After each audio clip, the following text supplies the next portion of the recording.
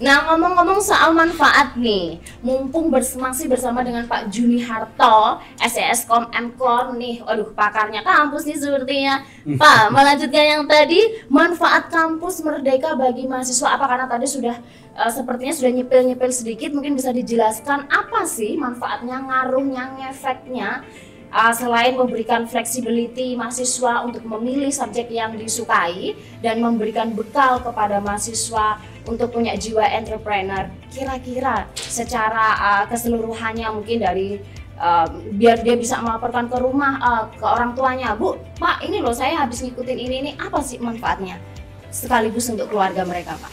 Ya, sebenarnya anak-anak ketika di luar, baik itu magang, baik itu project independen, itu sebenarnya mereka udah belajar untuk bekerja.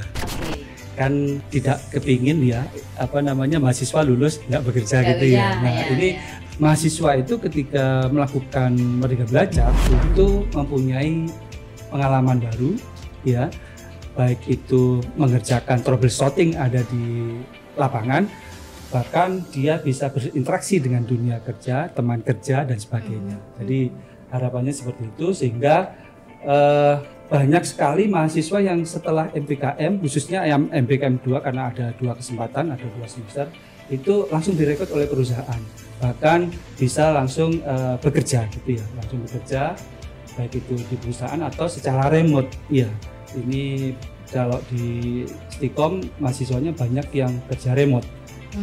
Ada pekerjaan misalnya membangun aplikasi, itu bukan datang ke kantor tapi mengerjakannya justru di rumah.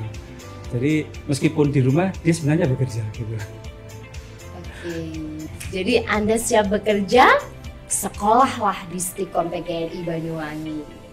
Nah, kalau tadi kita sudah membahas tentang manfaat kampus belajar ini, kampus Merdeka dari sisi mahasiswanya, kita coba tanya manfaat kampus Merdeka ini dari sisi kampus Stikom sendiri, Pak. Sebenarnya ada nggak sih plus minusnya dengan peraturan baru dari Kemendikbud ini, Pak? Ya, sisi positifnya sih kampus ini bisa membantu mahasiswa lulus tepat waktu. Kan memang itu yang diharapkan. Sebenarnya ada bisa sih ya, misalnya S1 4 tahun itu bisa sampai 8 semester, itu bisa sampai 12 semester. Nah ini kan tidak diharapkan oleh semua masyarakat ya. Harapannya begitu kuliah ya 4 tahun sudah lulus gitu ya.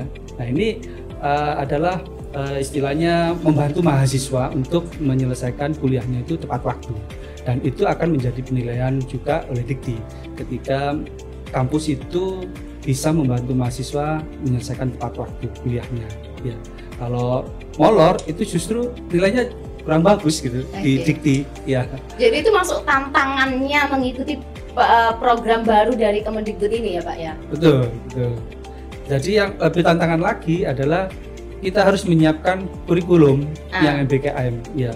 Jadi nanti kalau memang tidak diwajibkan MBKM itu, mahasiswa boleh milih apakah ikut yang reguler ataupun yang MBKM. MBKM itu dimulai semester 5 ya, 5 itu bisa diikuti oleh mahasiswanya. Jadi ketika semester 1 sampai 4 itu masih reguler. Ketika 5 ini bisa MBKM atau reguler. Nah, memang tidak diwajibkan, jadi mahasiswa bisa memilih apakah ikut MBKM atau yang reguler. Nah, kampus wajib oleh Dikti wajib menyiapkan kurikulum MBKM. Jadi ini yang menjadi pekerjaan baru buat kampus, harus menyiapkan kurikulum MBKM-nya. Ya, jadi ketika mahasiswa memilih MBKM, maka dia dimasukkan ke kurikulum MBKM-nya. Gitu. Karena di kurikulum MBKM itu tidak ada kelas kan ya, tapi diakui secara 20 SKS. Nah itu akan dibagi beberapa mata kuliah, sejumlah 20 SKS.